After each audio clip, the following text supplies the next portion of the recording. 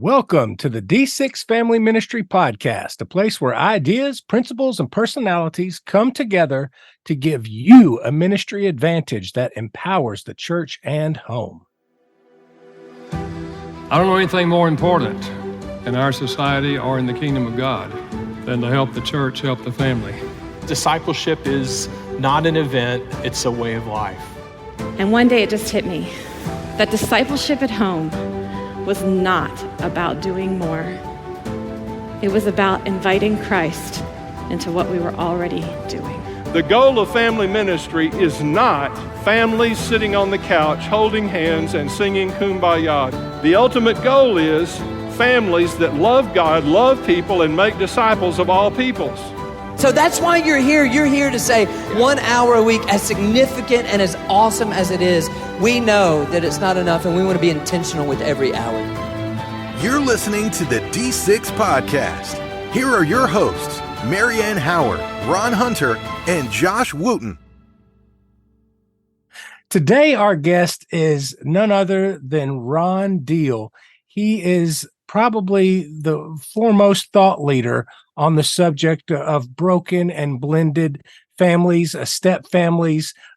He has been raising this discussion for many years. And one of the key points he makes in this interview that we were just discussing off air is the importance of giving people maps.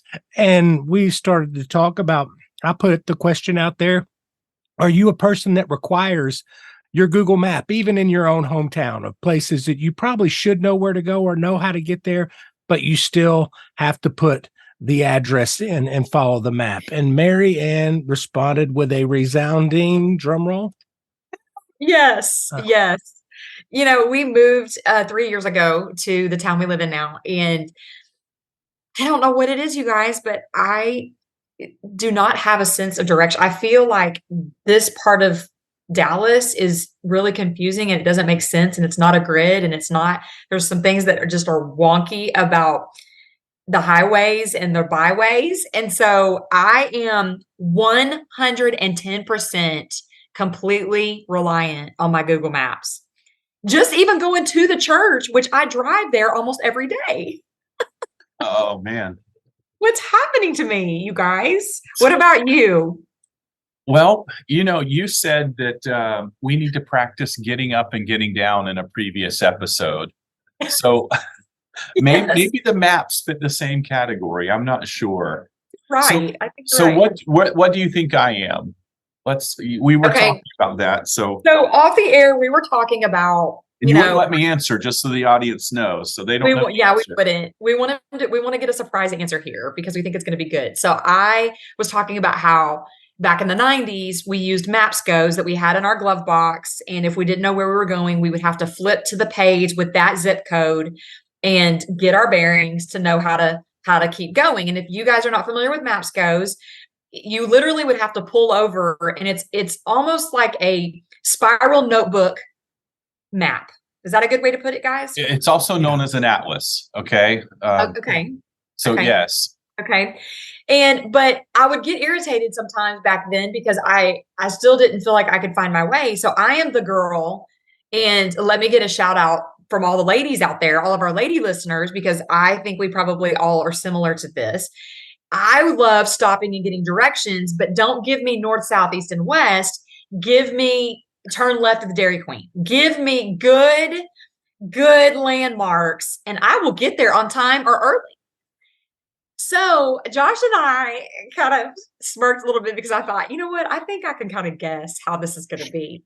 So Ron, I think you're the guy that's like, I'm going to find it and nobody's going to tell me how to get there. I'll use my maps. I'll use my key. I'll use the atlas, but I'm going to get there on my own. Am I right? Josh, do you agree with that?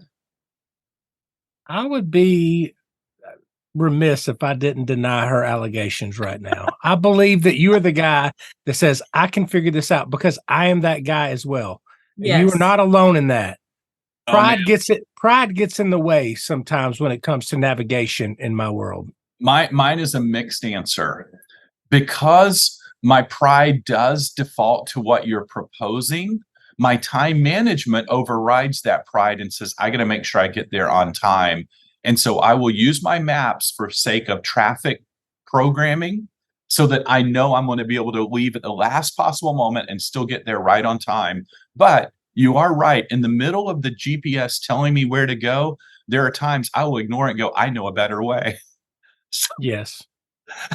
That is me. I knew That's it. me. That's me. And I also view it as a challenge. If it says your ETA is 5:29, I'm going, I bet you I can make it 5:26. I'm with you, Josh. I did that yesterday and I thought, oh my. And up until the last 3 minutes of the journey, I hadn't shaved off any time. And then I was able to shave off 4 minutes right at the end by making a different turn.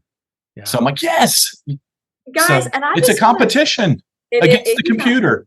It's wild how different we are. I just want to say shout out to all the ladies out there. Way to go being humble and trusting your maps. Okay. Way to go, guys. Ladies, Out on the bag. Hold it. hold on, I hit it. But I really love his illustration of using maps as a term for resources. Yeah. And Ron Deal is opening up and saying such interesting, factual, statistical. He just really presents a great case. And I'll be honest with you guys, as you get ready to listen to this, listeners, I was so challenged and moved by his perspective that I literally immediately went back to my church leadership and said, we need to be considering some of these things. We need to make sure we're not missing this audience. And so I am just extremely excited about this interview and what this interview has to offer. There is a lot of great insight and wisdom and just practical, oh yeah, I haven't even thought of that kind of moment. And so let's give Ron Deal a listen, and we'll come out on the other side and dialogue a little bit about what he has to say.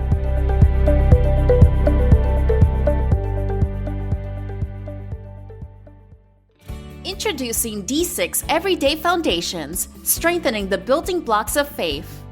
We are thrilled to announce the launch of D6 Everyday Foundations, a groundbreaking curriculum designed to empower churches and families in their journey of faith. This innovative program aims to align the church and home, fostering a strong foundation and unshakable confidence in God's Word. D6 Everyday Foundations boasts a comprehensive 3-year scope, focusing on major themes and characters from the Bible while also addressing pertinent cultural issues. With this curriculum, we aim to equip individuals of all ages to stand firm in their faith and navigate the challenges of our ever-changing world. At the heart of D6 Everyday Foundations is a church and home partnership, recognizing the vital role both play in nurturing and cultivating a vibrant faith. Through this collaboration, families will be empowered to prioritize and emphasize God's Word in their daily lives. Together, let's lay the foundation for a generation grounded in truth and empowered to impact the world around them. Let's hold the building blocks of faith firmly in place. To order D6 Everyday Foundations and embark on this exciting journey of faith, visit d6family.com today.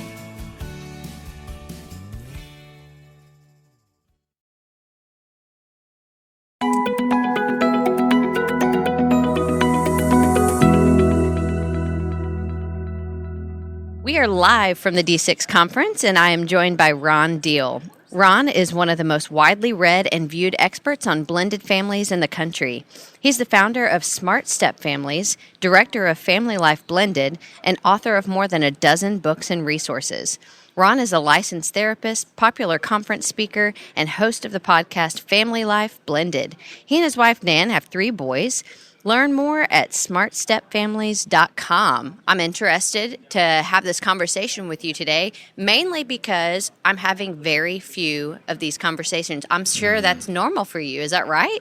That is right. A lot of people still continue to be in the dark about step families. And Casey, honestly, it's time we wake up. 35% of every man, woman, and child in the United States has a step relationship. 35%. That's over 110 million people.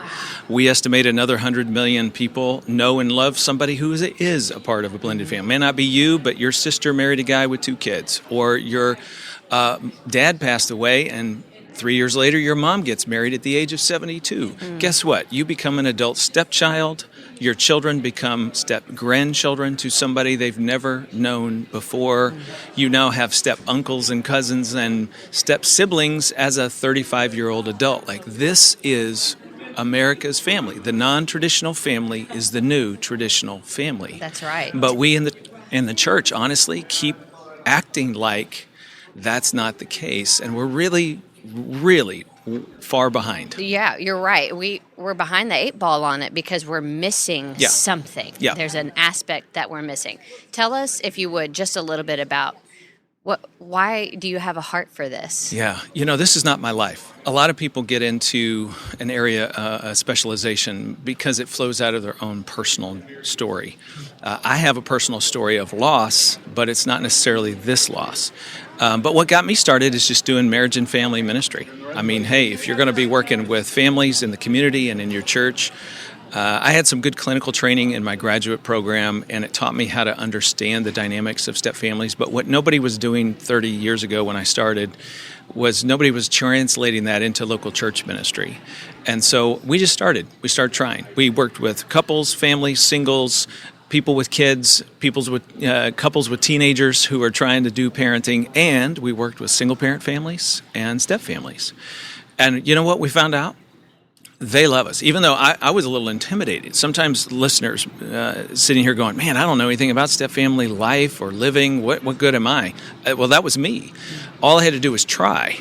And we get them in the room together, and we have a little bit of material, and we start talking. And you know what? People come alive, and all of a sudden they've found a place where they can call home. Like, that is such an important dynamic. I want you to think about this for a minute. So many couples and blended families have never, ever had an honest conversation with another couple about blended family living.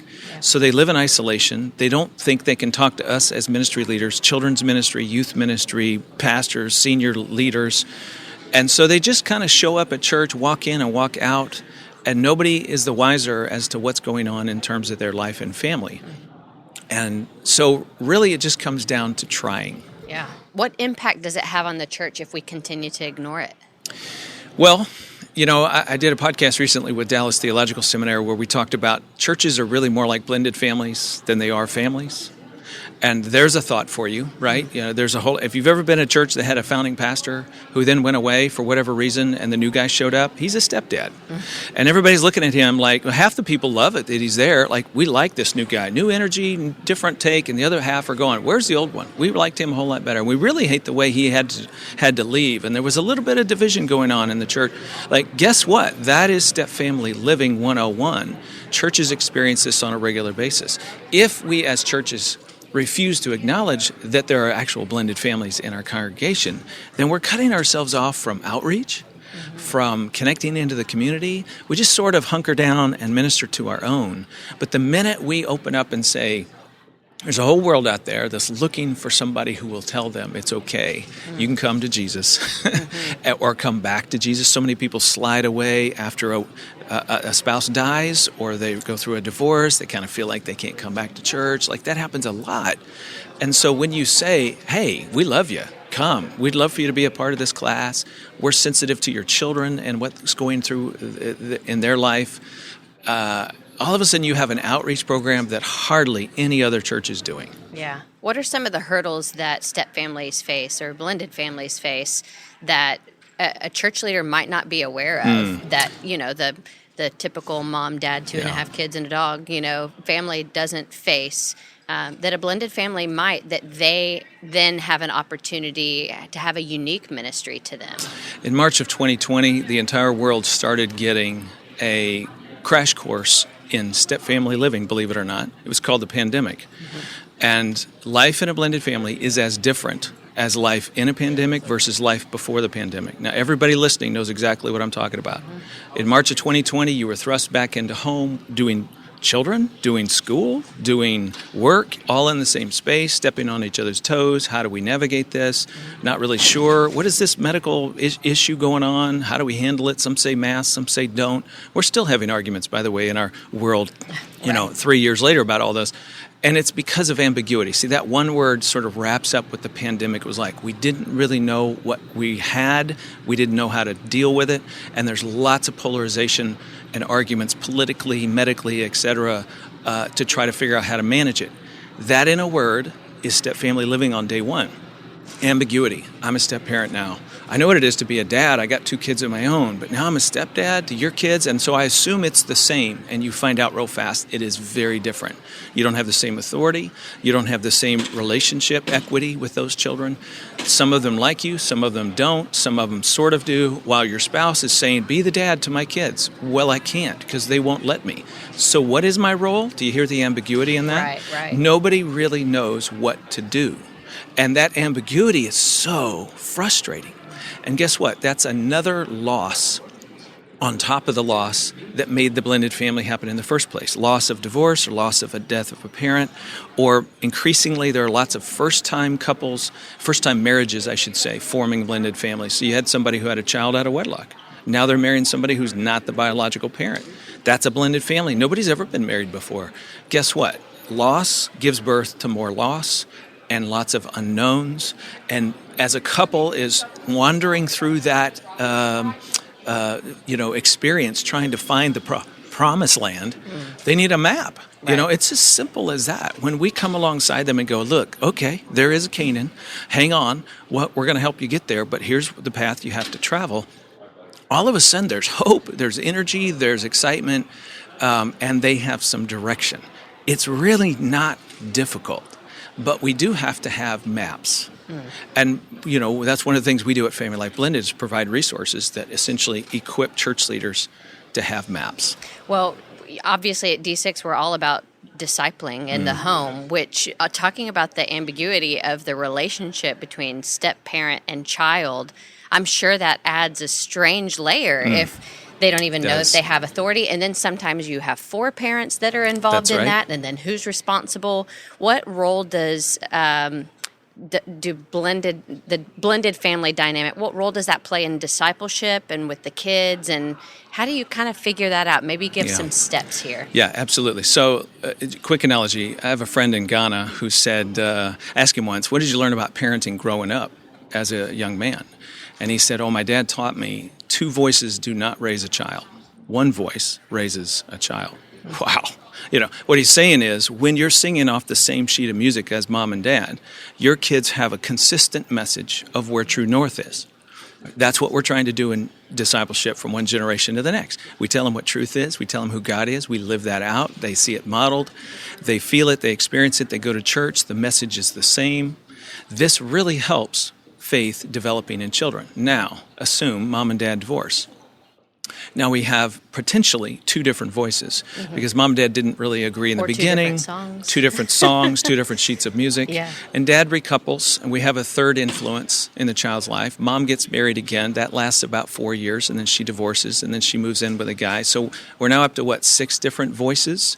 And children are being chameleons as they move to dad's house and then mom's house, different values, different things that they emphasize, different passions within the home. That all influences children. And by the way, count the grandparents in this little scenario. We probably have 10 to 14 grandparents. So we're up to 19 or 20 influences, not 1 voice. And here's the thing, Casey. This teaches children postmodernism.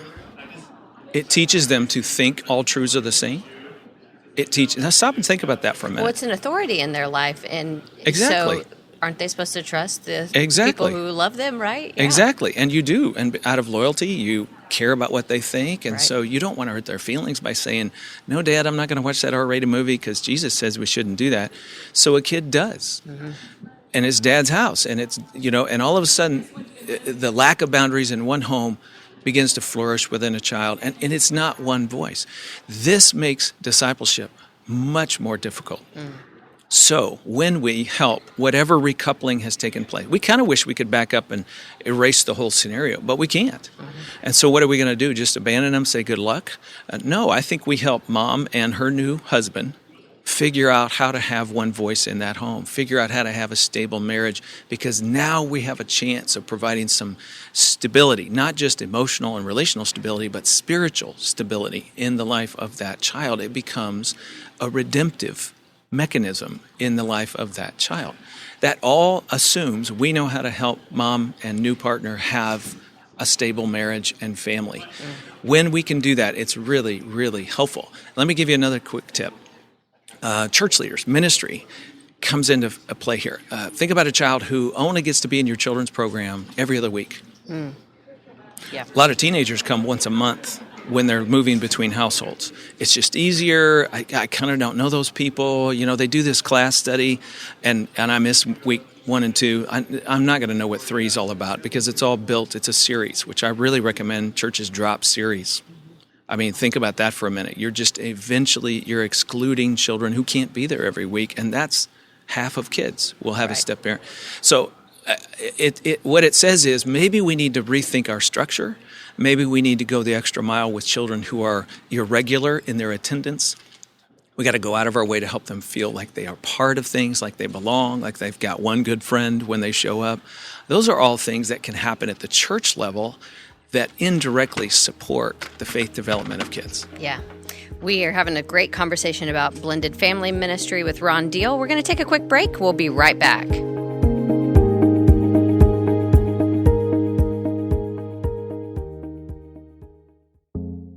Attention all parents and teenagers. Do you want to strengthen your relationship and deepen your connection with each other? Dr. Richard Ross and Dr. Gus Reyes have created an online app that can help you do just that. Download 30 Days Parents and Teens today. By dedicating just 10 minutes a day for 30 days, you can experience a transformational journey with your teenager that will bring you closer than ever before. You'll learn practical skills and strategies for communicating effectively, resolving conflicts, and understanding each other's perspectives. By connecting your hearts and minds during this 30-day experience, you'll build a stronger and more loving relationship that will last a lifetime. Don't miss out on this incredible opportunity to strengthen your bond with your teenager. The 30 Days Parents and Teens app is available in both English and Spanish. Download today and start your journey towards deeper connection and understanding. So, Ron, you were just talking about the relationship with the family and the church and some ideas that church leaders can do to make sure that we are supporting those kids and those families. I would venture to say that a blended family could also look like a mom and a dad with kids where dad's not a believer and mom is, or vice versa. Would you say that's accurate too? And if so, it's certainly how a does possibility. that impact discipleship with kids? Yep. So one of the questions we're getting increasingly in our ministry is, okay, dad left mom for another man. So we have dramatic differences in values between the two homes, right? So we have an LGBTQ relationship going on in one household, and mom's trying to pull the pieces together in this household, and children are moving back and forth and out of love. And so that's an extreme example, but an increasingly common example of children who are moving between different value sets. What do? How do we help mom? Parent her children well and show them the Lord. Well, we teach her the finer things about co-parenting. Number one, she's still got to cooperate and try to work with her former husband. As challenging, as difficult, as painful as that is, she's still got to partner with him in parenting the children. That's going to be some inner work for her, some forgiveness work for her, some calming herself about what her pains are. But we're also going to help her learn that she can influence her kids, but not denigrate their dad. Yeah. What she can never do is go, you know what? I'm the good Christian in this little scenario. Don't listen to your father. He's leading you down the wrong path. She can never do that because now she's not the good Christian, ironically enough. And let me tell you, I run into that a lot. A lot of Christian parents feel like they've got the upper hand and they play that card, and it really hurts their influence with their kids. So we help her understand she can teach, she can talk about truth, but she does that from the standpoint of, this is what I believe, this is why we do this is why we go to church, this is what the Bible teaches, let's sit down and look at that. Now I recognize and understand that you're going to hear something different in your dad's house. I respect your dad and who he is. I want you to continue to love him. But I just want you to know why it is that we do what we do here. You're leaving a child in a position of having to make decisions for themselves, which means they have to grow up faster than they normally would. But there is no other option. Right. So obviously, this influences and affects faith development in children. But we got to support mom in her endeavors to try to do that well. So you're talking about earlier the impact that the church can have. Mm-hmm. What does a ministry to step families look like? Is it a specific ministry to step families, or do we need to approach all families the same way, or how do we navigate that as church leaders? Okay, so we're doing a breakout on this subject. So there's lots of detail here. And by the way, we have a whole certificate course in blended family ministry people can do online. If they really want to dig into this, we'll help them.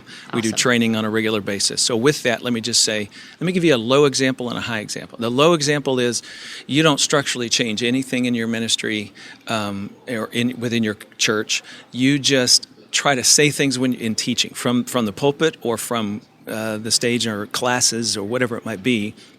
Whenever you can integrate any information for parents or for couples about blended family living, you just throw that in. So you're doing a marriage class and you throw in a couple of tips in the process. If you're married in a blended family, here's a thought or an idea for you. And you hit about a third of the people in your room who have never heard anything ever on that subject. And now you maybe open the door to some side conversation with them. That's the low end. The high end are churches that have a different premarital program for couples forming blended families. Should be totally different than what you typically do in premarital counseling. We have a whole series on that. They have a small group for blended family couples. It could be a Sunday school class or a group that meets in somebody's home. The point is you walk them through some curriculum. They do deep dives into blended family living. You can have children's ministry and student ministry programs that are sensitive to this, that bring it up. The youth pastor who says to a kid, hey, look, I realize you got some hard things going on in your life between your mom's house and your dad's house. Some real differences there. Tell me about that. They step into that space with a child and open a conversation with them about it. Like, you don't just sit back and hope. Like, you jump in. And you have sensitive children's ministry pastors who recognize kids can't be there every week, who recognize maybe there's a way we get you information when you can't be with us or after you come back from dad's house or whatever it is. You just build in those sensitivities. So there's really many things that churches can do, and it's often not just one leader. It's the children's program, student program, the senior pastor, and how he talks to the church as a whole. We did a whole podcast on that subject alone. And premarital program, like, it can involve many people, and it's just each of them doing their part. And over time, what you're doing is creating this blanket of care that you lay over the entire congregation. Oh, and then there's outreach. You know, we just do a workshop once a year, or we do an event called Blended and Blessed every spring. It's a live stream event. Churches can host it for $100. Who knows? You invite people from the community to come in, and they learn something that day, and they meet you, and they never knew anything about your church or that you had a small group for blended couples. And so there's opportunities to connect into the unchurched population, if you will. Yeah. So really, there's a lot that churches can do. Yeah, just thinking about just the way you were saying, even like from the pulpit, giving some ideas or including those people, those audiences. I'll give you a quick example. The easiest thing you can do on Father's Day, say the word stepdad. On Mother's Day, hey folks, we're so glad you're here. If you're a mom, this is your day. If you're a stepmom, if you're a foster mom, if you're a adoptive mom, if you're a grandmother caring for one of your grandchildren, if you're a woman in this church who's caring for our kids in our children's ministry program, they're not even your kids and you're loving on some. Thank you for all that you do in loving and caring for children. Today is your day. Yeah.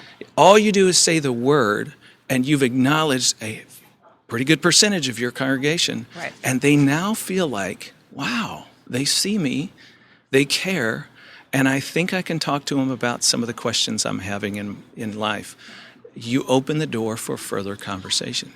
We don't even say the word from the pulpit. We just need to do simple little things like that. Yeah, I love that. You have told us about several of the resources that you have available at smartstepfamilies.com, the certifications, the classes, even the events. What other resources would you suggest to church leaders to pick up? Yeah, we have a bunch. It used to be the Christian community had very little. Now you can just pick your delivery method. We have podcasts for the ear. We've got 8 different video curriculum for the eye, for watch, for small groups, a small group study that's not video-based. We have live events. We have virtual events that we do on a regular basis. Bottom line, pick something that works for you and start absorbing. We have materials for couples. We have materials for leaders.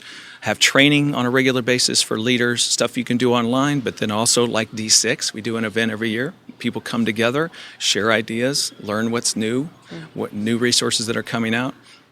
And so it's really about getting connected. I'm doing training for counselors who are trying to be more relevant and helpful to blended families. So smartstepfamilies.com is where people can get in touch with everything that we have available and then just find what works for you. Absolutely. Well, Ron, thank you so much for being here and sharing this with us today. Thank you.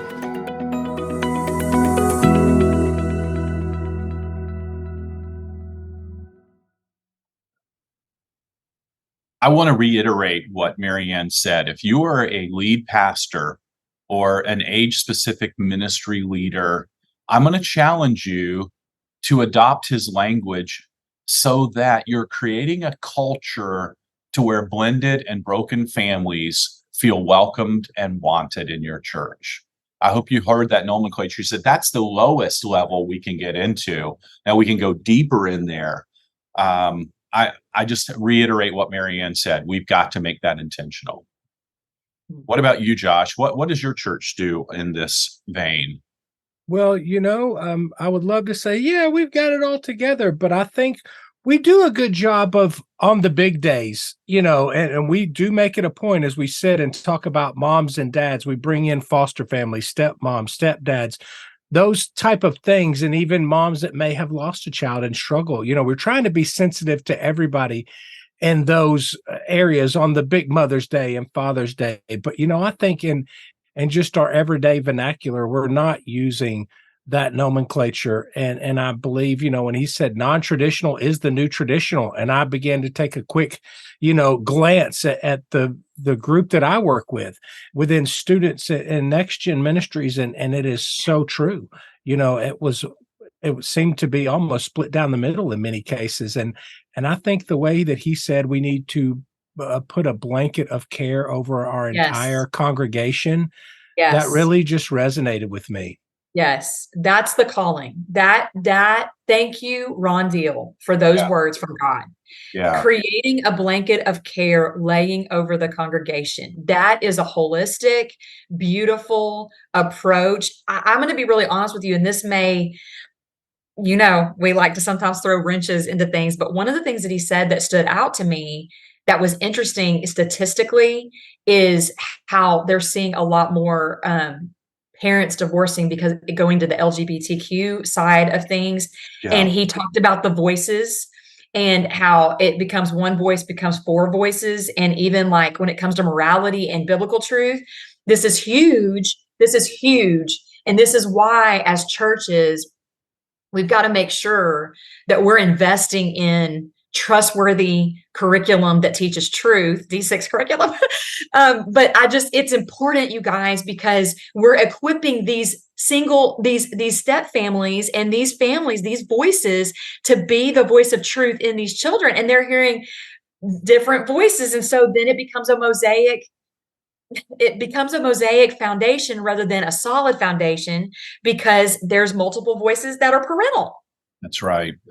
Co-parenting is a big deal. I love that he used that term in there because just because you've divorced your spouse does not mean you've divorced that child. And those two spouses have to learn to play well in parenting that child, even though they're living in two different homes. Yeah. And you mentioned curriculum, Marianne. I'm going to throw this out again as a tag. I know there's a lot of life groups and Sunday school groups who want to chase some elective and teach this book from whatever famous author. Open up that table of contents and say, hey, we're going to teach this 8-week study, but we're only going to teach lessons 1, 4, 7, 9, and 10. And you're going, no, we got to teach every one. But you need to understand that broken and blended families only going to get every other one or every third one. Therefore, series don't work. And that's why an open-ended curriculum where anybody can join at any given Sunday and not feel left behind is so important because that child's constantly feeling left out, left behind, catching up to two different places in there. Again, I hope we as leaders understand we got to change our culture, and we can change our culture without compromise. That's the beauty of this. Right. That's right. Yeah. That's where it challenged me, as he says, and to be honest, as he said, abandon the series. And the truth is, in student ministry, he's right. Once a month is your regular attender. That's right. And we have to really be mindful of that, and making everybody, giving them a place where they belong, and give them a map to wherever, to get them where they need to go from wherever they are right then. That's right.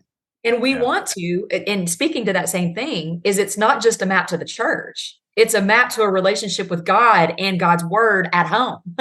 These children need that. They're being divided amongst multiple homes. They need the comfort and care of the word of God with them.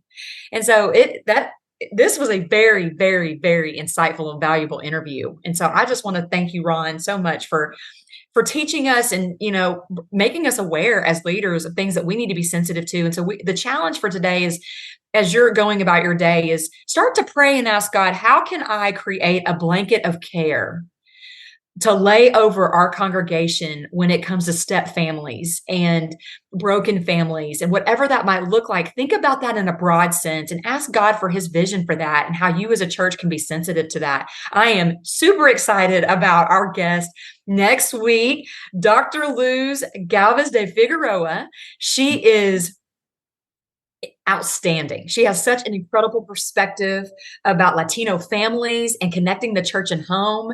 And she just had a lot of interesting things to say. And so I am excited about our interview next week. We are praying for you. We hope you have an incredible week and you would seek the Lord and find some ways to create a blanket of care in your congregations. You've been listening to the D6 Podcast. You can learn more about D6 at d6family.com.